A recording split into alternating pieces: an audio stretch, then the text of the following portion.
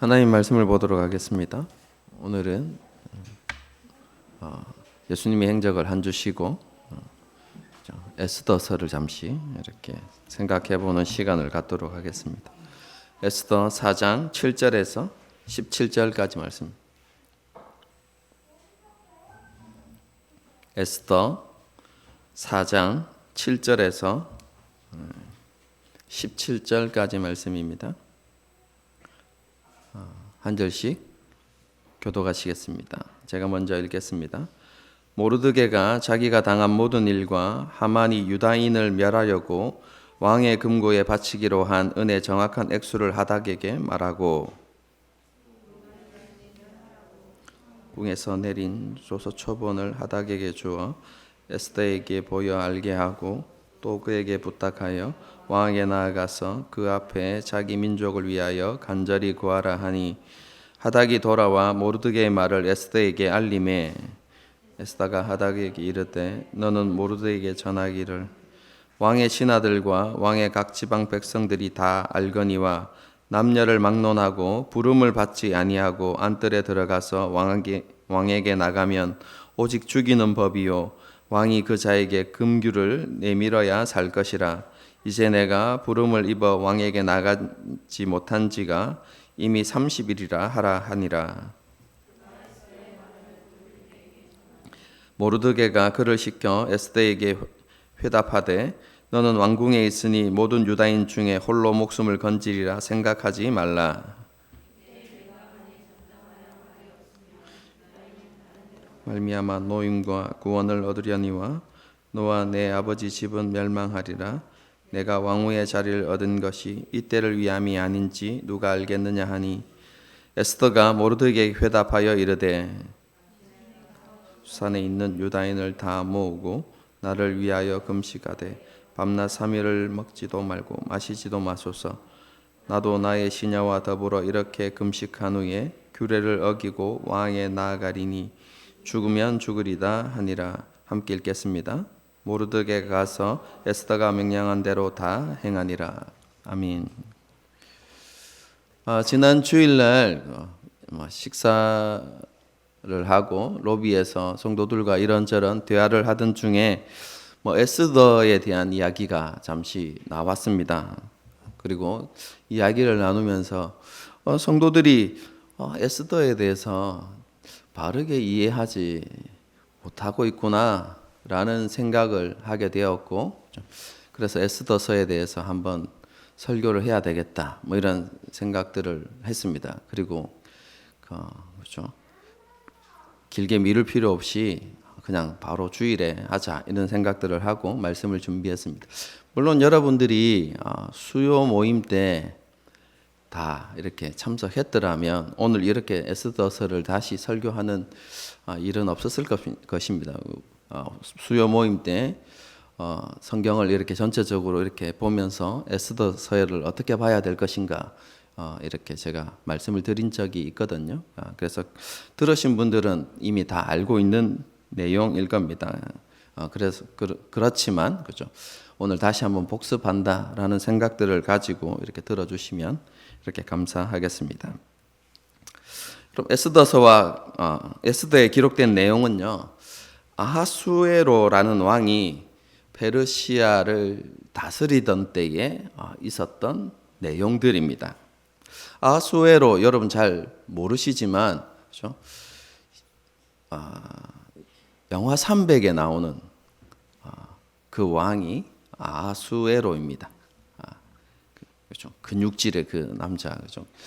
그리고 굉장히 전쟁에 능했던 사람이고 많은 지역을 정복했던 강력한 왕이었다. 이 정도만 여러분들이 생각하시면 되겠습니다. 여러분 그 왕이 통치하던 시기에 있었던 일인데요. 이것이 이스라엘 역사 가운데 언제쯤인지 여러분들이 알아두시는 게 좋을 것 같습니다. 그래서 여러분 이스라엘 연대기를 잠시 이렇게 보겠습니다. PPT 좀 띄워주세요. 예. 그렇죠. 사울 왕을 시작으로 이스라엘의 그렇죠 왕정이 시작되었죠. 그 왕정이 그렇게 길지 못하고 그렇죠? 망하게 되어지는데요. BC 722년에 북이스라엘이 먼저 멸망하게 되어지죠. 아수르에 의해서 이렇게 멸망을 하게 되어집니다. 그리고 얼마 후에 BC 586년 혹은 585년 역사학자마다 1, 2년 차이는 있지만 586년경에 남유다가 이렇게 멸망을 하게 됩니다. 바벨론에 의해서 멸망을 하게 되죠. 그리고 이 멸망과 함께 많은 유대인들이 어떻게 됩니까? 바벨론 포로로 이렇게 끌려가게 됩니다. 그리고 BC 539년에 바벨론이 그죠? 메데 바사군의 연합군에 의해서 멸망을 당하게 됩니다. 그리고 점점 바사라는 나라가 강성해져서 페르시아 제국으로 이렇게 세계사에 등장하게 되죠. 어쨌든 그 메데 바사의 왕이었던 고레스에 의해서 그죠? 바벨론이 이렇게 멸망을 하게 되고요. 그리고 그 다음에 고레스가 칙령을 내립니다. 그게 뭐냐면 자신이 정복한 모든 그 민족들에게 그 피지메인들에게 민족들에게 이제 관용 정책을 베풀어서 그들이 섬기는 그죠? 신들을 섬기게 하고 그죠? 많은 자유를 이렇게 허락하게 되죠. 그러면서 이스라엘 백성들에게도 특혜를 베풀어서요. 예루살렘으로 돌아가서 성전을 이렇게 다시 재건할 수 있는 그런 기회를 제공해 줍니다. 그래서 1차 포로 귀환이 이루어집니다. 그렇죠? 그리고 성전이 바로 이렇게 지어지는 것이 아니라 중간에 대적들의 방해로 약 20년간 이렇게 잠시 멈추어졌다가 다시 그렇죠?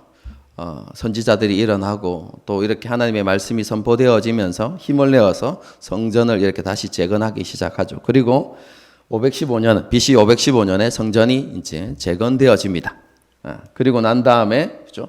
한참 지나고 나서 그죠? 486년 BC 486년에 아수에로 왕이 그죠? 이렇게 즉위하게 되어지죠. 여러분 그때 있었던 이야기가 에스더 이야기입니다. 그죠?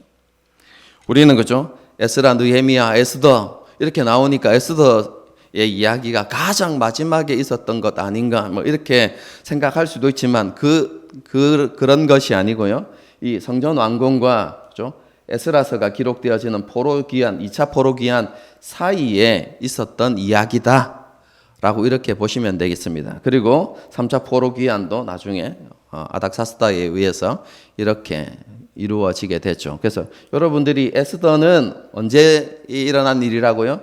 성전이 완공되어지고 그리고 2차 포로 귀환이 있기 전 그렇죠?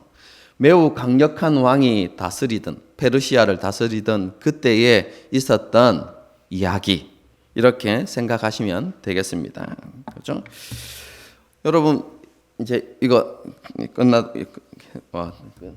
끝나도 됩니다.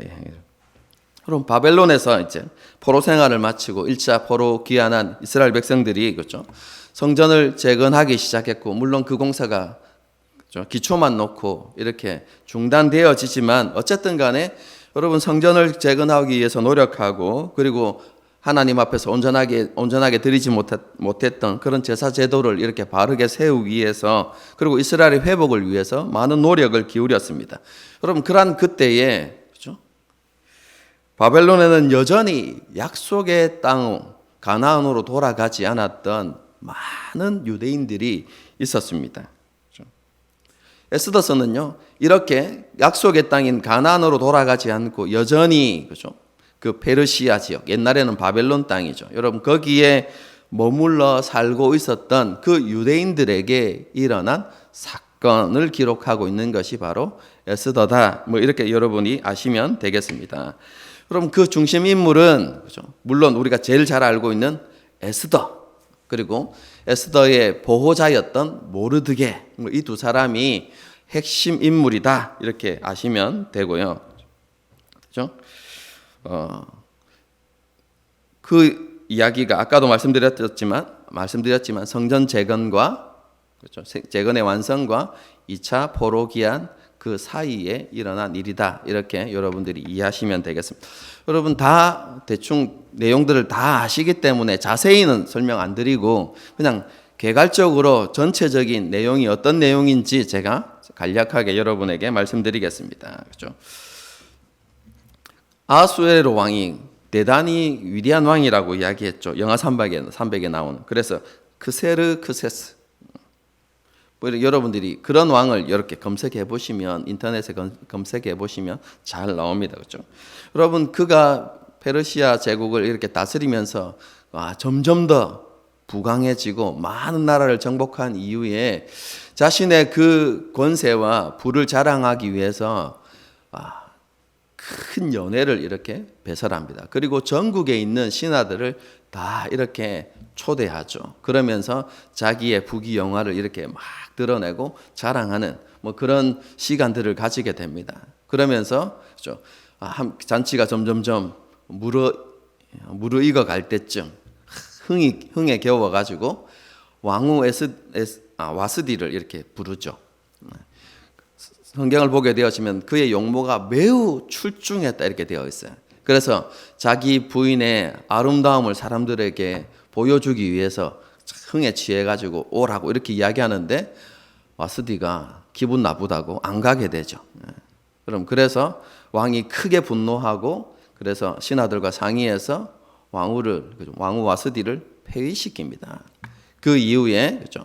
전국의 아리따운 처녀를 이렇게 구해서 왕위를 간택하려고 하는데 에스더가 왕으로 이렇게 간택되어집니다. 여러분, 이런 이제 왕후 간택이 진행되어지는 그런 시점에 모르드게가 그죠? 얼마나 보호자였던 모르드게가 그 소식이 얼마나 궁금했겠습니까? 그래서 날마다 이렇게 성전 문에 그래서 거기에서 있으면서 소식을 기다리고 있는데 그러던 중에 왕을 죽이고자 하는 암살 계획을 이렇게 듣게 됩니다.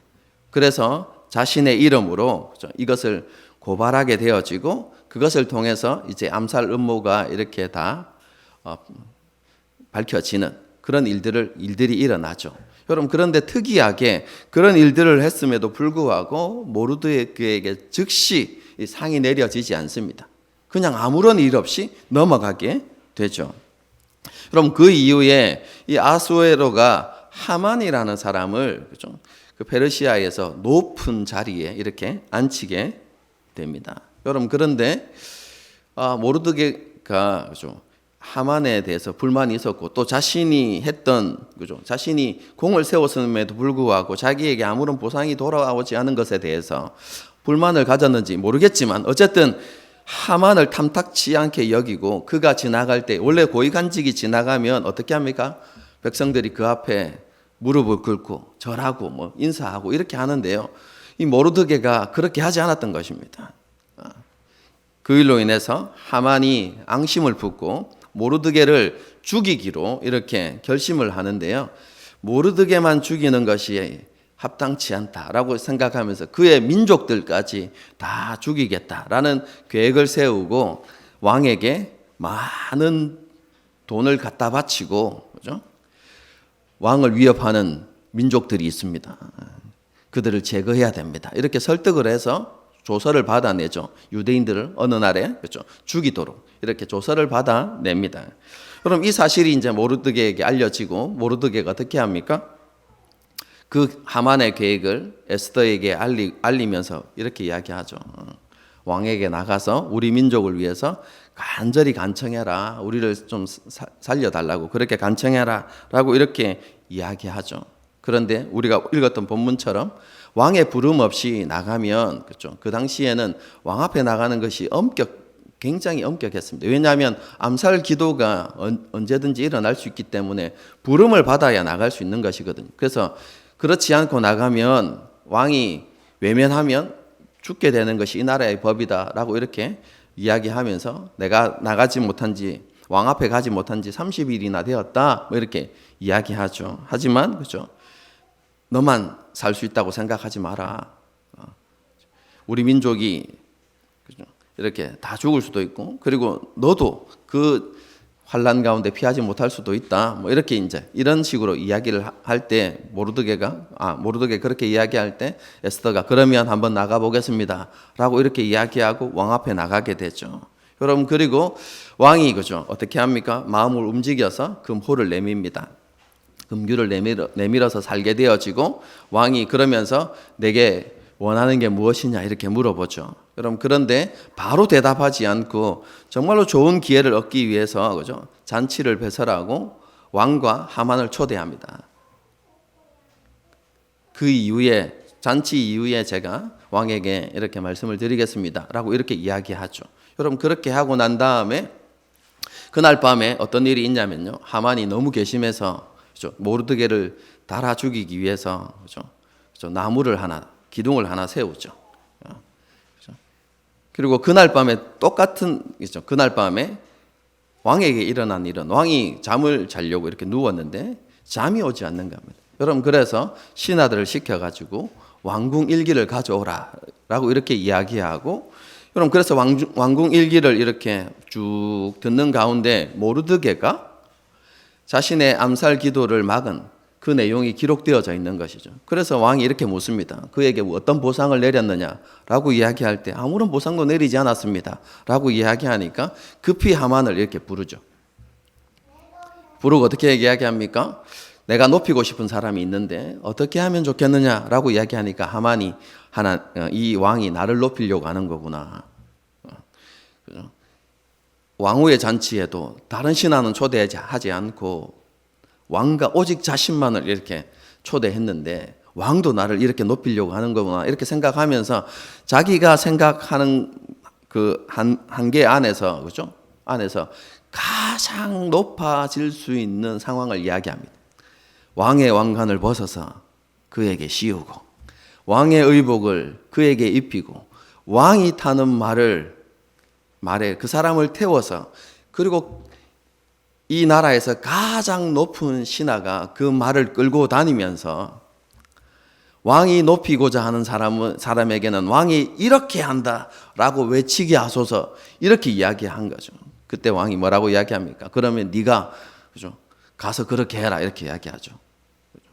모르드게에게 왕관과 왕복을 입히고 말을 태워서 자기가 이끌고 가면서 그렇게 하라는 말입니다. 일이 틀어졌다는 것을 알지만 그죠? 그 다음 이어지는 잔치가 있었기 때문에 하만이 다시 왕과 함께 그죠? 에스더가 베셀한 잔치에 나갑니다. 여러분 그 자리에서 에스더가 그죠? 하만의 이 음모를 밝히고 그죠? 왕이 진노하게 되죠. 여러분 그러면서 하만이 모르드게를 죽이려고 세웠던 그 나무에 달려 죽게 되는 일이 발생합니다. 여러분 그리고 모르드게가 이제 왕 앞에 존귀한 자로 서게 되어지고요. 에스더는 다시 한번 왕에게 나가서 간청을 하게 됩니다. 왜냐하면 조선은 그죠? 그죠? 하만의 계획, 하만이 죽었다고 해서 하만을 통해서 내린 왕의 조서는 폐기되는 것은 아니거든요. 그래서 속히 이 왕의 조서를 그죠? 무효한다는 그런 조서를 다시 내려주십시오. 이렇게 간청을 하게 되어지고 그리고 왕이 허락을 하고 그죠? 조서를 내리는데 상황이 뒤집어지죠. 그날에 이스라엘은 구원을 받고 유대인들은 자신들의 원수들을 치고 그들을 약탈할 수 있는 권한이 이렇게 주어지는 그런 조서가 이렇게 내려지게 되죠. 그래서 이스라엘 백성들은 이렇게 자기를 구원하신 그 하나님의 은혜를 기념하면서 그날을 절기로 정하고 그리고 그 날을 계속해서 지켰다라고 이렇게 이야기하고 있어요. 그 날이 바로 부림절입니다. 여러분 이게 이제 에스더의 줄거리입니다. 여러분 주일학교 때부터 그렇죠? 교회를 다닌 분들은 이 내용에 대해서 너무나 잘 알고 있을 거라고 생각해요. 그렇죠? 그런데요 내용과 줄거리 그리고 중심 인물에 대해서는 너무나 잘 알고 있지만 그렇죠? 여러분 에스더서를 통해서 정말로 하나님께서 자기 백성들에게 오늘날 우리들에게 주시는 교훈이 무엇인지에 대해서 정확하게 이해하는 그리스도인들은 그리 많지 않은 것 같습니다. 그래서 오늘은 그죠? 설교 초두에 언급했지만 에스더를 이렇게 그죠? 어떻게 보아야 하는지 그리고 에스더의 중심 주제가 무엇인지 그것에 대해서 한번 생각해 보도록 하겠습니다. 일반적으로 많은 사람이 그렇죠? 이 이야기의 주인공을 에스더라고 이렇게 그렇죠? 생각하고 그를 어떻게 해요? 믿음의 사람. 그리고 우리가 본받아야 할 그런 신앙의 인물 이 정도로 이렇게 생각하죠. 그죠? 특히 너무나 멋있어 보이지 않습니까? 죽으면 죽으리다. 그죠? 여러분 이 고백을 대단한 믿음의 고백으로 생각하고 나도 이런 고백을 가지고 세상을 살아갈 수 있으면 좋겠다. 뭐 이런 생각들을 하게 되죠. 그죠? 여러분 그런데 정말로 우리가 고민해봐야만 합니다. 에스더가 정말로 믿음의 사람이었는가? 그리고 죽으면 죽으리다라는 그 고백이 진정으로 하나님께서 기뻐 받으시는 그죠? 순교에 대한 신앙 고백인가? 여러분 그것에 대해서는 정말로 깊이 한번 생각해 보아야 합니다. 여러분 결론부터 말씀드리면요. 에스더를 믿음의 사람, 신앙의 인물로 여러분 그렇게 보고 그를 믿음의 본으로 삼는 것, 여러분 그것은 합당하지 않습니다. 여러분 그 근거가 무엇일까요? 여러분 그 많은 근거들이 있지만 가장 중요한 세 가지 근거가 있다고 생각합니다. 여러분 그것에 대해서 말씀드릴 건데요. 첫 번째, 여러분 첫 번째는 이름과 관련되어져 있는 것입니다. 에스더의 보호자였던 모르드게, 이 모르드게라는 이 이름은요, 마르둑이라는 단어에서 온 것입니다. 그런데 이 마르둑은 그 당시 페르시아 제국이 섬겼던 우상의 이름인데요, 그죠? 신들의 이름인데 그 가운데서 최고의 신, 주신의 이름입니다. 마르둑이라는. 그리고 이 마르둑에서 모르드게가 왔는데 뜻이 무엇이냐면 마르둑을 섬기는 자라는 의미입니다. 여러분 유대인들은요 이름을 함부로 짓지 않습니다. 여러분 그들이 하나님의 백성이라는 것을 여러분 알고 자기들이 하나님의 백성이라는 것을 알기 때문에 하나님과의 관계된 이름을 많이 짓고요.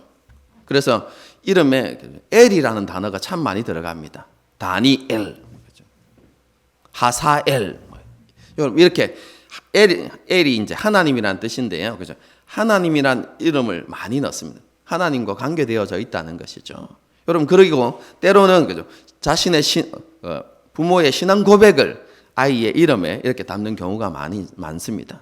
그리고 또 흔한 이름은 누구누구의 아들 이렇게 해서 자신의 정체성을 이렇게 그 이름 안에 이렇게 드러내거든요. 여러분 그런데 이름을 어떻게 지었다고요? 모르드게. 여러분 이것은 단순히 그죠? 단순히 우연히 이렇게 지어진 이름이 아니라 그죠?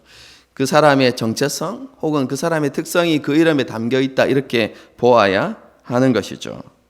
그죠? 여러분 이 이름을 우리가 쉽게 이해하려고 하면 우리 일제강점기를 생각하시면 됩니다. 여러분 일제강점기 때 우리 민족에게 일어났던 일 중에 하나가 뭡니까? 창씨개명. 여러분 그런데 그때 이름을 바꾸는데요. 일본 천황을 섬기는 자라고 이름을 바꾸었다고 한번 생각해 보십시오, 여러분. 여러분 모르드게가 그거하고 똑같은 의미거든요. 여러분 에스더도 마찬가지입니다. 여러분 에스더에게 본명이 히브리식 본명이 있습니다. 하다사, 도금향 나무란 뜻인데요. 여러분 이 도금향 나무는 무엇을 상징하냐면 회복을 상징하는 거예요. 이스라엘의 회복을 상징하는 나무의 이름을 가지고 있었어요. 여러분 그런데 에스더는 그 이름을 에스더스를 보게 되었지만 그 이름을 절대 쓰지 않습니다. 별이라는 뜻을 가진 페르시아식 이름 에스더를 계속해서 사용하게 되었죠. 여러분 이것은 다니엘서랑 비교해 보면 확연하게 여러분 차이가 납니다. 여러분 다니엘과 세 친구에게도 여러분 바벨론식 이름이 있습니다. 벨드사살, 사드락과 메삭과 아벳느고라는 바벨론식 이름이 있죠. 여러분 그런데 다니엘서를 잘 읽어 보십시오. 저자의 관점에서 여러분 기록할 때 그들의 이름을 바벨론식 이름으로 사용하지 않습니다. 항상 다니엘 이렇게 씁니다. 하사냐 이렇게 쓰죠.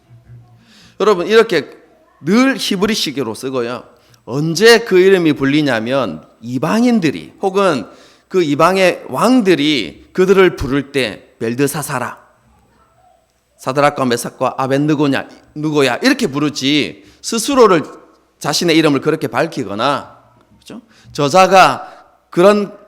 저자의 관점에서 이렇게 이야기가 서술될 때 그 이름을 기록하지 않습니다.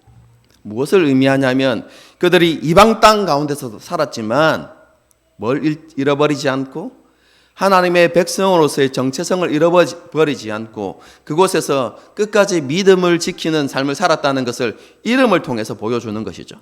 여러분, 그런데 모르드게와 에스더는 그렇지 않았다는 것을 보여주는 것이죠. 그들은 하나님의 백성으로서의 정체성을 지키고자 하는 그러한 결단, 확신, 여러분 열정, 이런 것이 크지 않았다는 것을 보여주는 것이죠.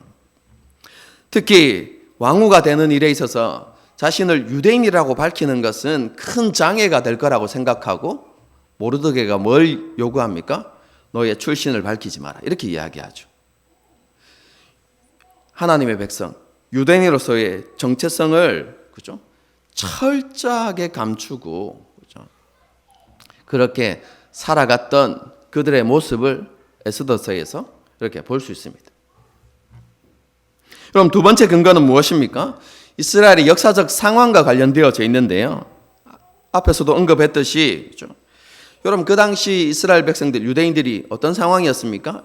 이방인의 땅에 포로로 잡혀와서 여러분 그렇게 살아가고 있는 시점이었죠. 여러분, 그들이 왜 그런 일들을 당했습니까?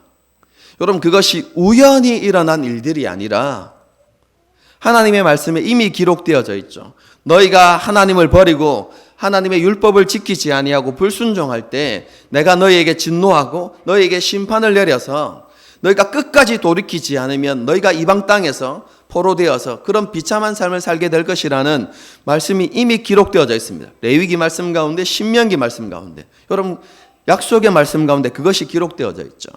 여러분, 그들이 이방 땅에서 비참하게 살아가는 이유가 무엇입니까?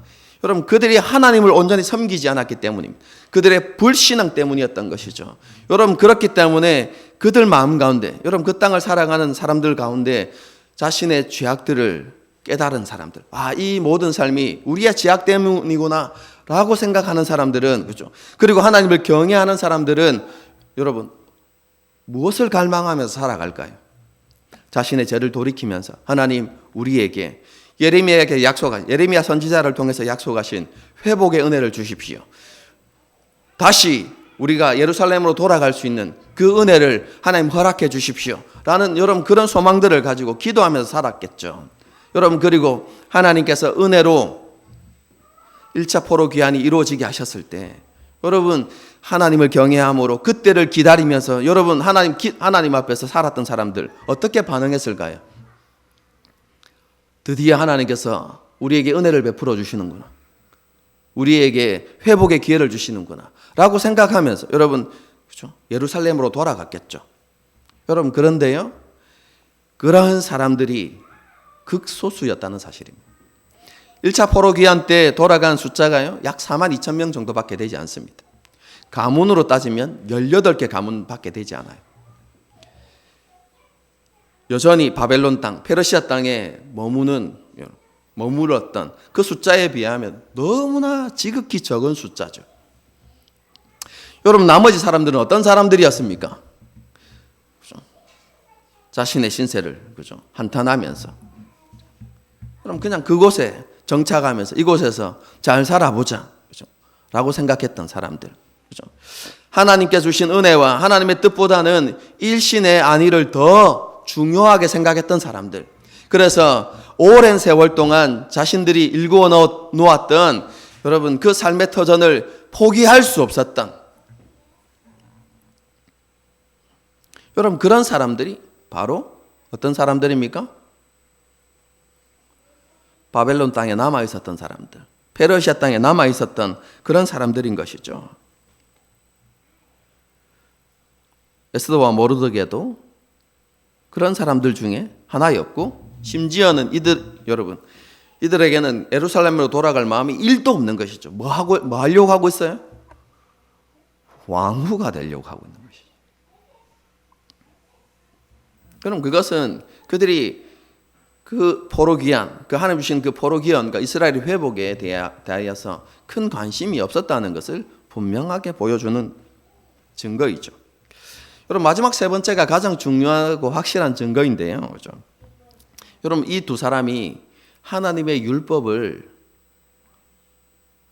어겼다는 사실입니다. 하나님께서 금하시는 게 무엇입니까? 이방인과의 통혼입니다. 여러분, 이것은 출애굽에서 가나안 땅에 들어갈 때도 하나님께서 말씀하셨던 것이죠. 왜 통혼을 하나님께서 금하셨을까요? 여러분, 이스라엘이 세속 문화에 물들어서 그들이 하나님을 버리고, 그렇죠? 가나안 백성들처럼 될까봐 하나님께서 그것을 금하신 것입니다. 여러분, 이런 위험성을 너무나 잘 보여주는 한 인물이 있죠. 누구입니까? 솔로몬. 솔로몬이 많은 이방 여인들과 여러분 결혼했지 않습니까? 정략적인 결혼이었죠. 여러분, 그런데 어떻게 해요? 노년에 그들이 솔로몬의 마음을 돌이켰더라 성경이 이렇게 기록하고 있어요. 여러분, 이런 위험성이 있기 때문에 하나님께서 이방인과의 통혼을 하나님께서 금하셨어요. 여러분, 그리고 그렇죠? 에스더 다음에 일어났던 포로 2차 기한, 3차 기한 때 여러분 이스라엘 사회에서 여러분 회복의 운동이 일어나거든요. 종교 개혁이 일어납니다. 여러분, 그런데 그 종교 개혁 가운데서 그렇죠? 이스라엘 백성들이 그렇죠? 에스라와 느헤베가 이스라엘 백성들에게 그들의 죄악들을 지적하면서 그 죄에서 회개하고 돌이키라고 이렇게 이야기하거든요. 여러분, 그렇게 이야기할 때 이스라엘이 저질렀던 가장 중대한 죄 중에 하나로 통혼을 지적합니다. 그러면서 하나님의 백성으로서의 정체성과 거룩함을 지켜내기 위해서 우리가 결단해야 된다고 이야기하죠. 그런데 그 결단을 여러분, 그 결단이 무엇인 줄 아십니까? 결혼한 이방인 아내만 돌려보내는 것이 아니라 그 이방 여인에게서 낳은 아이들까지 다 돌려보내기로 결단합니다. 엄청난 결단이죠. 무엇을 위해서요? 이스라엘 백성으로서의, 하나님의 백성으로서의 정체성과 거룩함을 위해서. 여러분, 그럼에도 불구하고 그런 아픔들을 여러분 감당하면서까지 그들이 회개하고 돌이키는 일들을 하게 되거든요. 여러분, 그런데 에스더는 어떤 사람이었습니까? 출세를 쉽게 이야기하면 출세를 위해서 적극적으로 이방인과 결혼을 하려고 했던 사람이죠.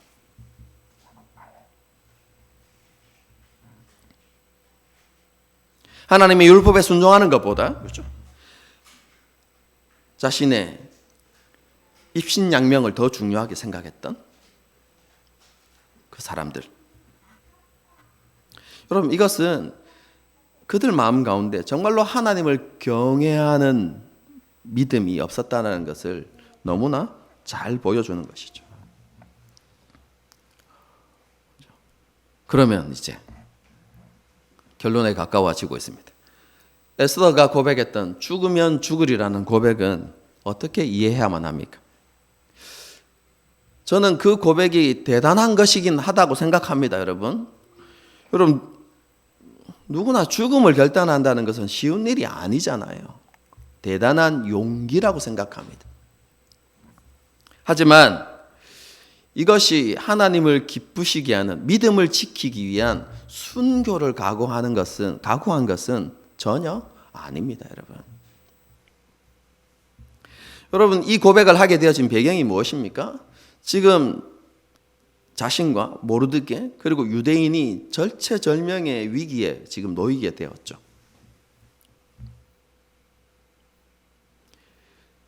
조서에 정해진 그 날이 되어지면 그렇죠? 유대인들이 죽임을 당할 것이고, 그리고 하만은 반드시 모르드게를 죽일 것입니다. 여러분, 그리고 에스더는 잠시 동안은 왕궁에 있기 때문에 피할 수 있을런지 모르지만 그가 유대인이라는 것이 발각되어졌을 때 언제 어떻게 될지 모르는 그런 상황 앞에 놓여 있게 된 것이죠. 여러분, 그래서 모르드게가 그렇게 이야기한 것입니다. 너가 왕후가 된 것이 이때를 위함이 아니냐. 그럴 수도 있다라고 이야기하면서, 그렇죠? 이래도 죽고 저래도 죽는데 한번 나가봐라 쉽게 이야기하면 이렇게 이야기한 거예요. 너만 왕궁에 있다고 홀로 피할 수 있다고 생각하지 마라. 네가 그것을 하지 않으면 우리는 다른 방법을 통해서 구원을 얻게 될 수도 있지만, 있을 것이지만 너는 그것과 아무런 상관없는 사람이 된다. 뭐 이런 식으로 이제 에스더를 설득했던 것이죠. 그래서 에스더가 고민을 했던 것이죠. 모른 척하고 그렇게 자신을 숨기고 이 환란의 시기가 지나가도록, 무사히 지나가도록 그렇게 자신의 운명, 자신의 생명을 운에 맡길 것인가? 아니면 반반의 확률이 있는, 왕 앞에 부름 없이 나갔을 때 죽을 수도 있고 왕이 금규를 내밀면 살 수도 있는데 반반의 확률이잖아요. 그렇죠? 이 반반의 확률을 가지고 왕 앞에 나가서 왕이 금규를, 그렇죠? 금호를 내밀면 그 앞에서 간청을 한번 해보나? 여러분, 이렇게 고민을 하다가 결단을 내리는 거죠. 나가는 게 좋겠다. 왕 앞에 가는 것이 좋겠다. 뭐 죽으면 어쩔 수 없지 뭐. 여러분, 이렇게 고백한 게 죽으면 죽지 뭐. 죽으리다. 여러분, 죽으면 죽으리다. 이렇게 하니까 멋있어 보이지만 여러분, 이걸 좀 더 맛깔나게 해석하면 어차피 죽을 거 한번 해보지 뭐. 여러분, 이렇게 이야기하고 왕 앞에 나간 거거든요.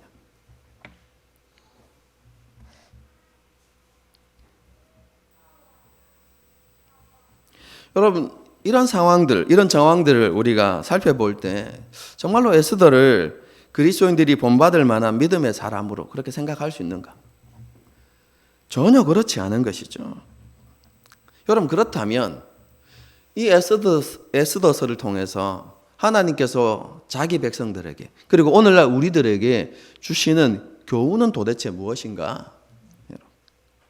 그 교훈의 핵심은요, 어디에 있냐면 불임절에 있습니다. 아까 불임절이 무엇이라고 했습니까? 원수와 대적들의 위협과 공격으로부터 이스라엘이 구원을 얻은 날.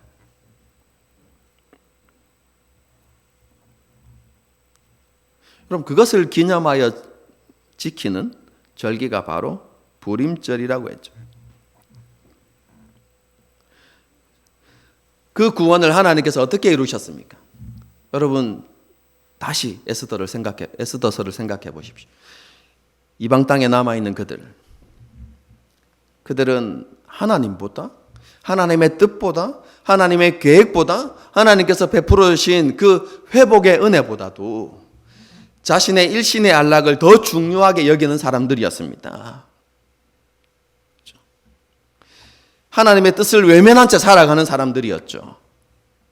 여러분, 그런데 그럼에도 불구하고 하나님께서는 자기 백성들을 사랑하시고 포기하지 않으시고 그들에게 사랑과 은혜를 베푸시는 분이셨다라는 것을 보여주는 것이 바로 에스더서인 것입니다. 하나님께서 자기 백성을 끝까지 사랑하셨던 것이죠. 여러분, 이것이 그렇죠?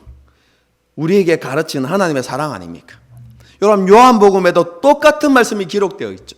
예수님께서 자기 사람들을 사랑하시되 어떻게 사랑하셨습니까? 끝까지 사랑하셨다고. 그래서 가룟 유다가 자신을 팔 것이라는 것을 알고 계셨음에도 불구하고 그 만찬의 자리에서 그의 발을 씻기신,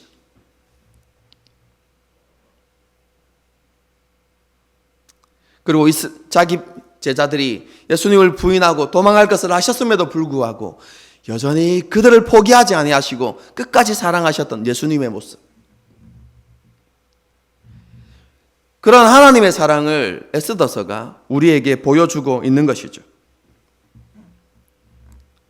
불순종하고 하나님과 관계없는 삶을 살아가는 그런 연약하고 부족한 사람들이었지만 하나님께서는 그런 자기 백성들을 끝까지 사랑하셨다. 여러분, 그들이 하나님 앞에 선했기 때문도 아니고 그들에게 어떤 공로가 있었기 때문도 아닙니다. 하나님께서 그들을 자기 백성으로 선택하셨고 그들을 사랑하셨기 때문에 그 일을 행하신 것이죠. 그래서 모든 것이 하나님의 은혜였다라는 것을 보여주는 성경이 바로 에스더서인 거죠. 여러분, 그것뿐만 아니라 이 에스더서는요, 하나님은 약속에 신실한 분이시다라는 것을 분명하게 보여줍니다. 여러분, 이것은 출애굽 때의 사건과 관련이 있습니다. 이스라엘 백성들이 출애굽을 했습니다. 여러분, 광야길을 좀 힘든 광야길을 이렇게 행하게 되어지면, 그죠? 시간이 지나면 일어나는 현상들이 있죠. 젊고 건강한 사람들, 그 사람들은 그 행렬을 잘 따라가지만 약한 사람들, 그죠? 지친 사람들, 쉽게 지치는 사람들, 여러분 연약한 사람들은 이렇게 후미에 처질 수밖에 없는 것이죠. 여러분, 그런데 그때 아말렉이라는 족속이 등장해 가지고요, 이스라엘을 공격합니다. 그래서 아말렉과의 전쟁이 일어나죠. 르비딤이라는 곳에서.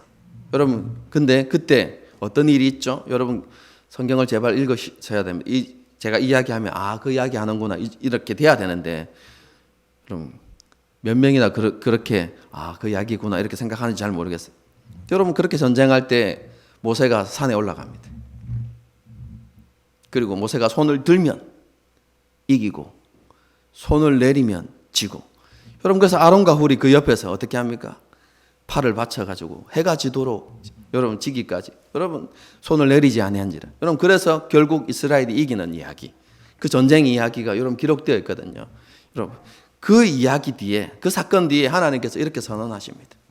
내가 아말렉과 대대로 싸우리라, 이렇게 이야기하시거든. 근데 이 이야기와 에스더서가 도대체 무슨 상관이 있습니까? 하만이 상관이 있습니다. 그가 아말렉 사람입니다.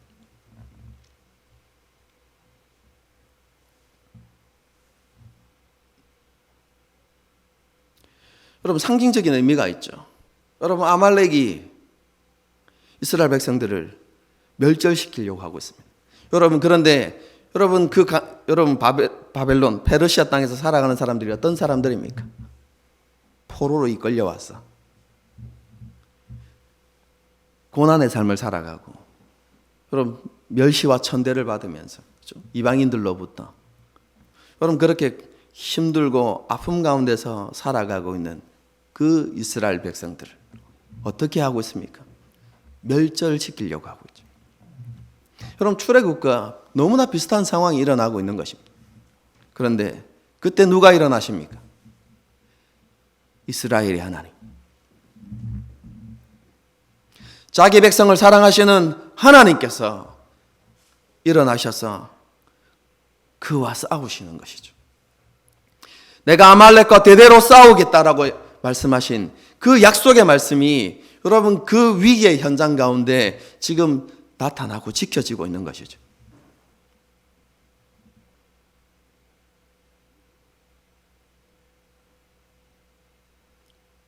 에스더서에는요,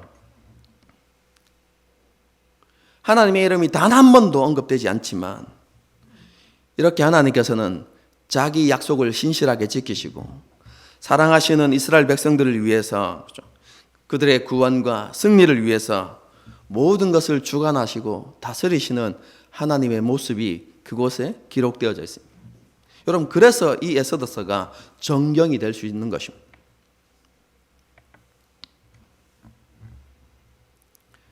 여러분, 하나님의 섭리를 에스더서를 읽으면서 하나님께서 어떤 일을 행하셨을까 한번 여러분 그렇게 생각하면서 에스더서를 잘 읽어보십시오. 여러분, 왕후 와스디가 폐위된 것이 여러분 그냥 일어난 일일까요? 그리고 페르시아에 머물고 있었던 수많은 아리따운 처녀들 가운데 여러분 에스더가 왕으로 간택된 일이 우연히 일어난 일일까요? 모르드게가 왕의 암살 계획을 알렸을 때 즉시 보상이 이루어지지 않게 된 것이 여러분 우연히 일어난 일일까요? 에스더가 잔치하는 그날 밤에 왕이 잠이 오지 않아서 왕궁 일기를 듣고 싶은 그런 생각이 든 것이 여러분 우연히 일어난 일일까요? 여러분 요셉을 한번 생각해 보십시오. 그가 형들의 미움을 받고 팔려서 애굽으로 내려간 것이 여러분 그리고 총리가 된 것이 여러분 우연히 된 일인가요? 여러분 요셉의 고백이 무엇입니까? 하나님께서 이스라엘의 구원을 위해서 우리 가문의 구원을 위해서 당신들의 구원을 위해서 하나님께서 이 일을 행하셨습니다 라고 그렇게 고백하죠. 에스더와 모르드게는 그것을 알지 못했습니다. 그럼에도 불구하고 하나님께서 행하신 일들은 무엇입니까?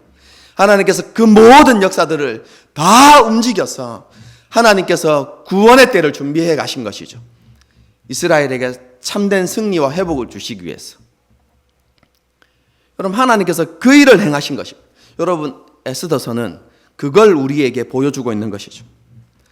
하나님께서 자기 백성에게 주시는 그 구원이, 그 승리가 전적인 하나님의 은혜다 라는 것을 에스더서는 우리에게 보여주고 있는 것이죠.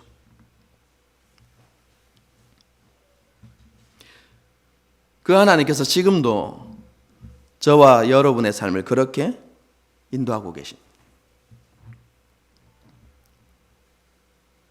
연약한 우리지만 하나님께서는 여전히 동일하게 우리를 위해서 일하시고 우리를 위해서 싸우시는 분이십니다. 우리를 위해서 길을 만드시고 우리의 걸음걸음을 인도하시는 분이시죠. 삶을 살아가면서 우리의 삶 가운데 형통함이 있을 때 여러분 기억하십시오. 그것은 내 능력과 내 지혜가 아니라 하나님의 은혜가 우리를 붙들고 있는 결과라는 사실들을 기억하십시오. 사방이 막힌 절박한 상황에서 벗어나는 길이 보일 때, 도저히 감당할 수 없을 것 같은 삶의 문제를 해결할 수 있는 길이 보일 때, 여러분 그때도 생각하십시오. 저와 여러분의 신음소리를 들으시고 우리 앞서서 하나님께서 일을 행하신 결과가 바로 그것이라는 사실들을 우리는 깨달아야 하는 것입니다.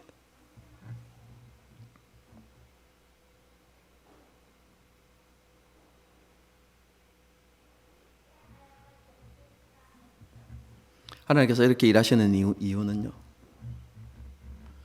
저와 여러분이 그러한 은혜를 받기에 합당한 사람이어서가 아닙니다. 우리에게 어떤 공로가 있어서가 아닙니다.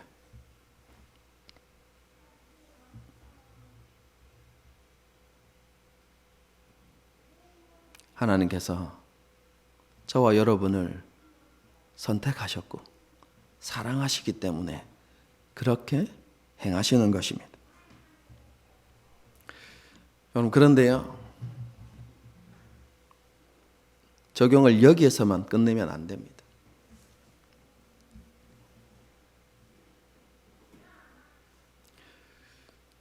하나님 우리를 그렇게 사랑하시고 우리를 그렇게 도우시고 인도하시는 분이시지만 우리가 영원히 연약한 자의 모습으로,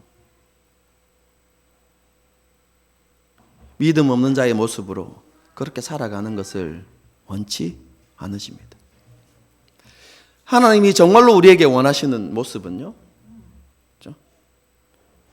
다니엘과 새 친구와 같은 믿음을 일으켜서 죄악과 유혹으로 가득한 세상 속에서 믿음의 빛을 발하고 우리가 하나님의 백성임을 세상 가운데 드러내는 여러분 그런 삶을 살아가기를 하나님께서 원하시죠. 다르게 이야기하면 성숙한 믿음의 사람으로 우리가 변화되어지고 그렇게 자라가기를 하나님께서 원하시는 것이죠. 여러분 그런데요, 기억하십시오. 하나님께서 우리를 향해서 그 모든 것을 계획하시고 우리를 부르셨다는 사실입니다. 우리는 하나님의 은혜를 받을 만한 자격이 없는 죄인이었습니다. 여러분 그런데 하나님께서 우리를 선택하고 부르실 때 하나님의 계획이 무엇이었냐면 우리의 연약함을 다 벗겨내고 우리를 참된 믿음의 사람으로 하나님 보시기에 합당한 그런 성숙한 사람으로 우리를 만드시고자 하는 모든 계획들을 다 세우시고 우리를 하나님의 자녀로 불러 주셨습니다. 여러분 이것을 예정이라고 이야기합니다.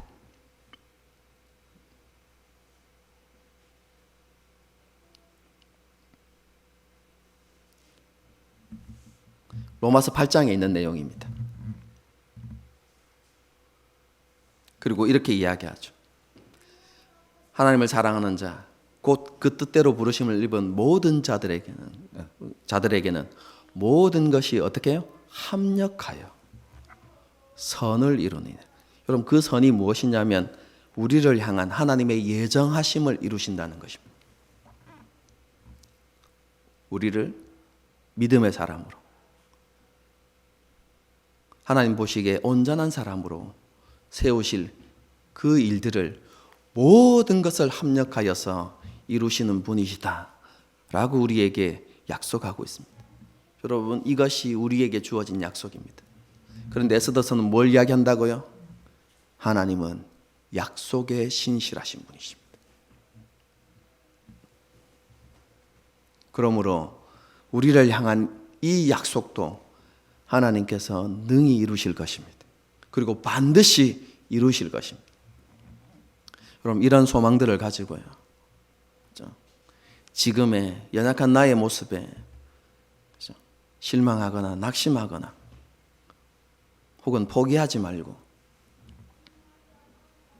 하나님의 일하심을 기대하면서 하나님을 찾고 하나님께 더 가까이 나아가고 그리고 영적인 변화와 성장을 사모하면서 한 걸음 한 걸음 주님과 동행해 가는 저와 여러분이 될 수 있기를 주님의 이름으로 축복합니다. 함께 찬양하고 기도하는 시간을 갖도록 하겠습니다.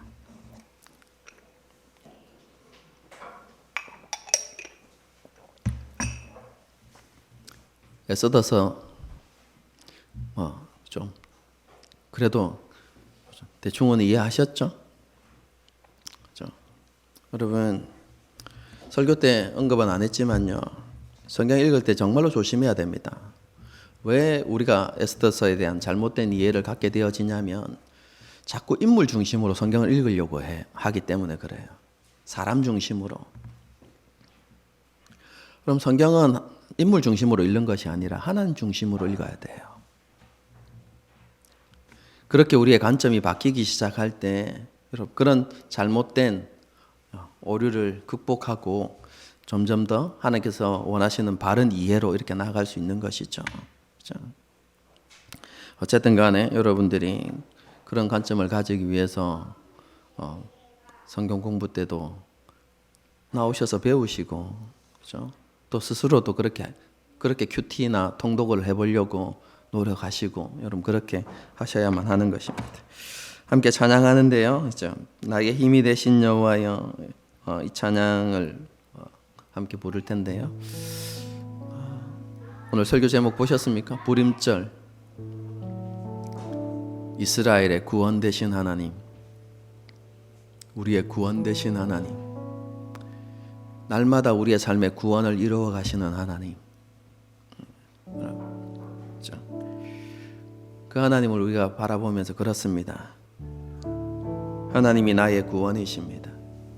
하나님이 나의 피할 바위가 되시고 나를 막아줄 방패가 되시고 나를 견고히 세우실 반석이 되시는 분이십니다. 그럼 우리가 하나님 앞에 그렇게 해죠. 고백하면서 하나님, 이 고백대로 우리가 하나님 안에 견고히 설 수 있기를 원합니다. 그런 결단을 가지고 함께 찬양했으면 좋겠습니다. 찬양하시겠습니다.